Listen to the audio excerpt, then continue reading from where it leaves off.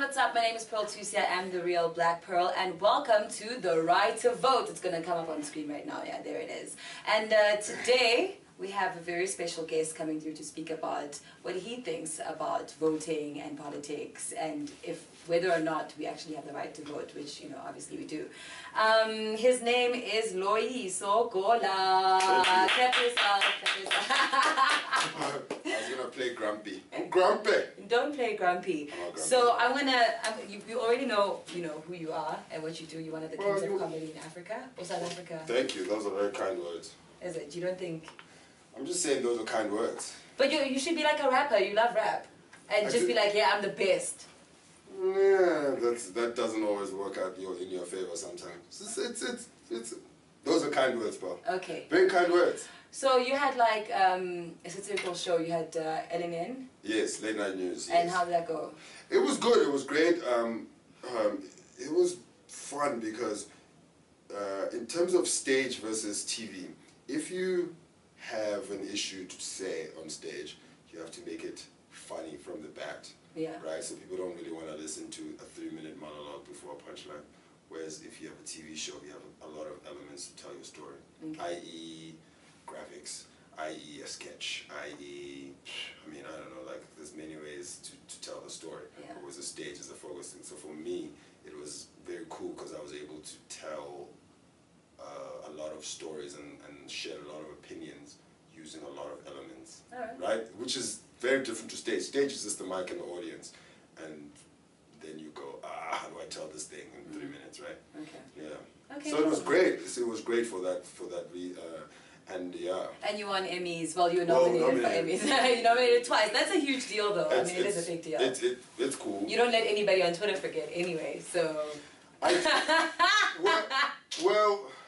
Yeah, I think the generation of today are quite a forgetful bunch. Yeah. So I mean, this is a bit off topic, but they have the crying face of Michael Jordan. Yeah. And so because they don't have no reference of who these people are and their successes, and also they use the internet for like weird things. This sounds like a personal problem. No. It's articles have been written about this. People have written papers about this, and I've read a couple of them. And you go, well, they have the internet, but they use the internet to like squash people. And so it's like, if these kids read up about just Michael Jordan's story of him just going away and coming back and winning the thing and just like the incredible athlete he is, they could be a lot more informed and they would be like, whoa, yeah, and just be like, understand that you have no right to associate this person with losing. Do you understand what I'm saying? Like, do you understand what I'm saying? It's like, so it's the same the thing of like when Java gets mad, and it's, you know, this thing manifests itself in various spaces. So you have this generation that has the internet in the most available form ever. The internet has never been this available, access to this much to people, but then they don't use it, right? Like, let me tell you, give you an example. So this is how I understand the internet, because this is how I was taught to use the internet. I was taught to use the internet as a form of information. And right? Getting yourself unverified. Well, that's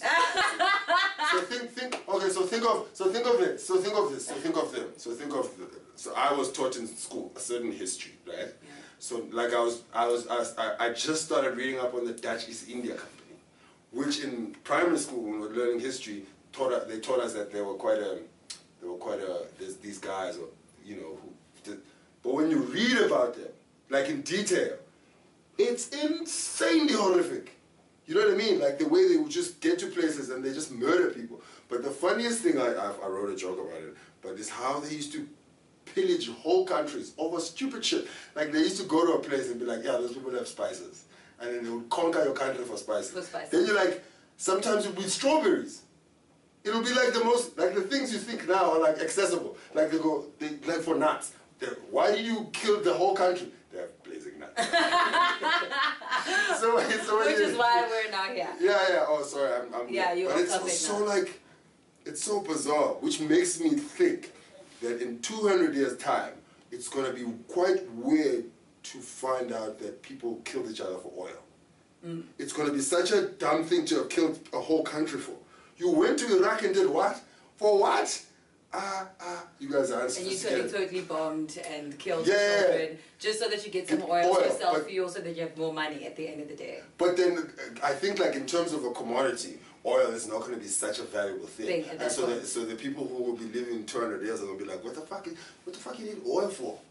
In the first place. Yeah, like, it's nothing, you know what I mean? Anyway, but that's... Thank you, Lloyd. Thank you for this. For me, I like this conversation because it's led us to this point. No, it hasn't led us. No, it has, because it's those people who came to people's countries, took away their rights to even own the land that they were in, yes. and the right to vote for somebody to be their leader. Right. Am I correct? Yes. Yeah. Well, not Iraq, but most of Africa. I get what you're saying, yeah. You get what I'm saying. That's fine again. I'm joking. But, so, yeah. no, Lloyd, listen okay, now. cool. The show is called The Right to Vote. Right. A lot of people don't know about how important it is for them to have that they have that right, and the fact that they need to use it. So let me start from the beginning. When it comes to apartheid. However you pronounce you know, it, what for you do you remember from that dark past, if you remember anything at all? I remember, I was quite young. I remember the day Nelson Mandela was released, and I remember it was a big day, kind of. But then I just remember we didn't go to school, that's one, and then everything was closed, which pissed me off. Because I'm 6, and I'm like, yo, can we just go swim something? No one to play with, everyone, because he was released in Cape Town, so my whole neighborhood was like in thingy, and he's just like, yo, man. And then so now we're all gathered in front of a TV, trying to see the first glimpse of Nelson Mandela come out. And I remember as a child thinking, damn, he old as hell. That's all I remember. And then also I remember the referendum. Yeah. When they were voting with white people who are now claiming they were democratic and have theories of democracy, were voting on. There was a referendum, and only white people were allowed to vote on this referendum. Yeah. And the referendum was about whether we should end apartheid or not. This happened in 1992, and 60% of white people said let's end apartheid. 40% said no, so it was a 60-40 split. I want to know, where are these 40%? Because probably 30% of them are still alive. Yeah. So anyway, so so I remember the day we were in front of a thing at school, like in front of a radio, gathered.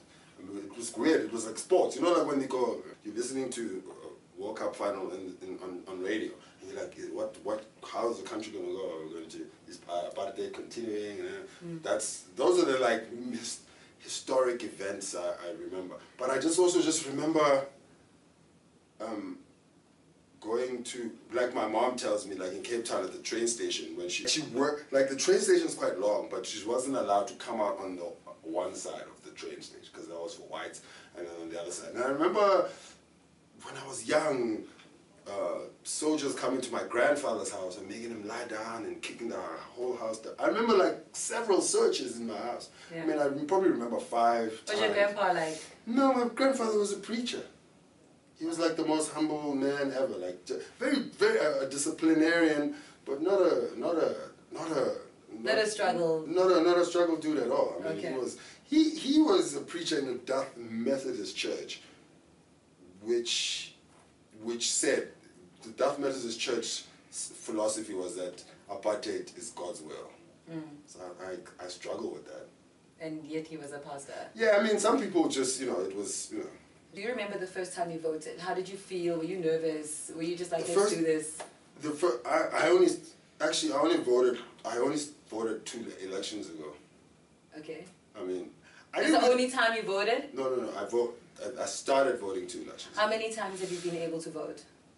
Including municipal elections as well? Well, including... Twice. Including since you were able to vote? I've voted twice. But how many opportunities did you have to vote? About 3 times. About 3, so you missed one. Yeah. Why? I didn't care. We'll get to that. How did you feel the first time you voted? I felt like, man, these are not like those 94 queues. I was like, damn, that was quick. Because I was like, what were those people in 94 crying about? These queues were lovely. So this was 8 years ago? Yeah. Okay. And then I voted this election as well. And why did you miss Why did you miss the one time? I guess that was the first time. I just didn't really care, man. I didn't care. Like, I really didn't care. It wasn't important to me. I think here's the thing. Like, you know when you're older and they say interest rates are up and and this unemployment is high, and it means nothing to you. Yeah. It literally doesn't mean anything to you. They're like, this is, and so it's the same as like my mom used to say, yo, save money, save money. And like, yo, you crazy? I'm turning up, you know what I mean? Now. So now it's the older you get, the older you get, your brain starts to slow down, well, for the most part, and absorb what's going on around you and how it affects you. Yeah, so like now interest rates are a big thing to me. Because you know what I mean, and then how the rand is doing is a big thing to me, how this is doing is a big thing to me. Well, when I was 21, I didn't... Even as a child, it affects the type of teachers you're going to get and the type of minister you're going to have and how your school, what you're going to learn. Yeah, but you know that doesn't connect. But I think there will be one kid who was cognizant of that because they were that smart. And they were like, no, I wasn't me either. I definitely wasn't one of them. But that's how it affects super young people out there, because you can basically choose the type of minister you're going to have and the type of education you're going to get based on the minister. You can't really actually choose a minister. Well, I know what you mean, but depending on who you vote for, and if you trust them enough to pick the right minister, then you have to go and do the type of research of, okay, what type of party is this, what type of ministers have they had before, and who could they possibly hire this time around. They don't involve us in that, but that's a question for another day. So you did LNN and you dealt with a lot of political issues, mostly political issues on LNN. What political issues are close to Loyiso Gola's heart, except the interest rate? And I think there's several. There's two. There's two for me. It's education and health. I think. Why? I think education is. I think South Africans overvalue education, but I would have to explain that to the T. Because how could Loyiso? Then you're training for. Yeah. So that's one thing. Yeah. I would have to, I'm not going to explain it now, but one day, if you ever catch me on a dinner table, I'll explain how education is thoroughly overvalued. But I think it's incredibly important for people. It's the collapse of the education.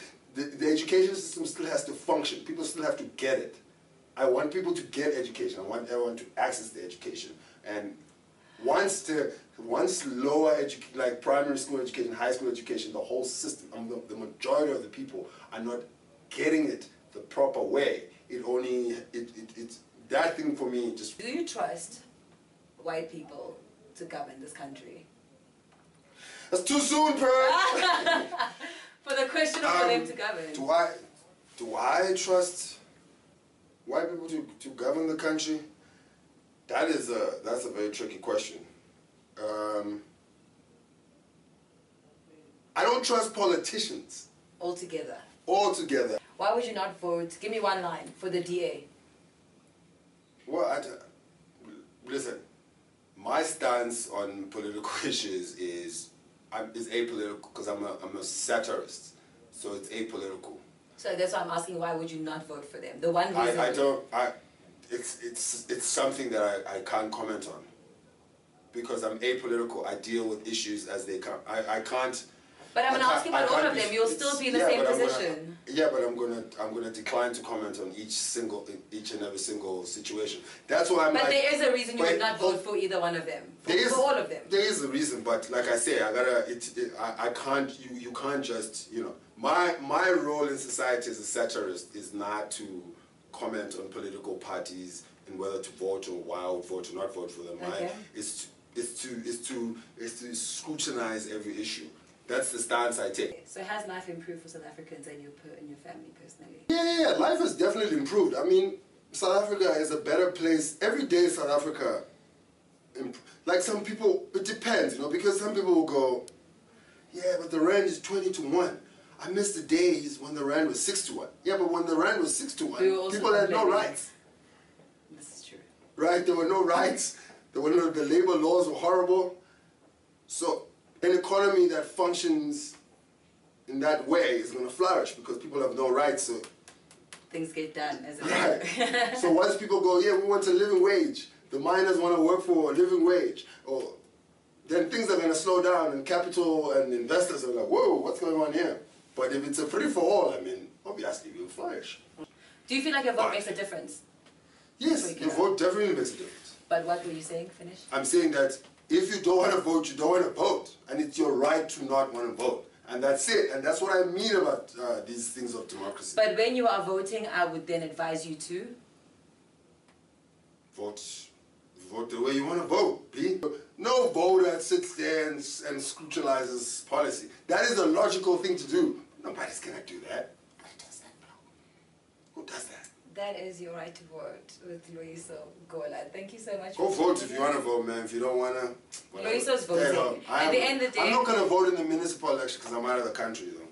Oh, okay. On the day of the You can't get a proxy. Apparently you can... No, not for municipal. You can't vote out of the country. Yeah. Okay, cool. Thank you so much for joining us, or me. It's your right to vote. Yeah.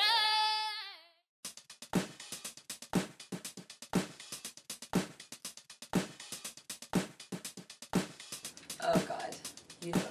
I've got the best teammate for this. I know the Congress.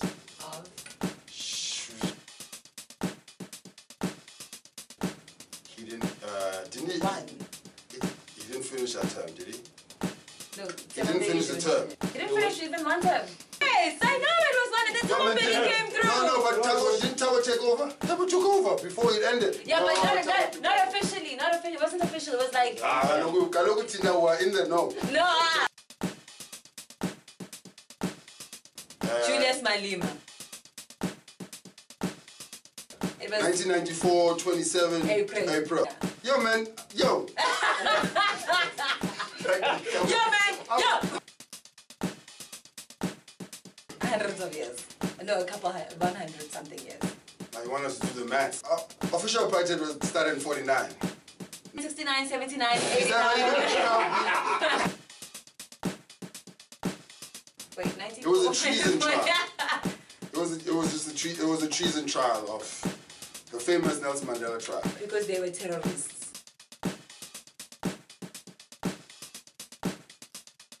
Ahmed Kathrada, obviously Nelson Mandela. I'm pretty sure all... Walter Sisulu was there. Yeah. 27. Technically in prison or when he was in the house also, but he was living in an on-fleek household. Whether the house was on fleek or not, the dude started a fucking army. Next question. To liberate you. I get upset when people talk shit about Nelson Mandela. Any shade, B. This motherfucker started an army, B. You just called Nelson Mandela a motherfucker. You're missing the point. Levels. Municipal? Municipal, provincial, and national. Right. Yes. Wow.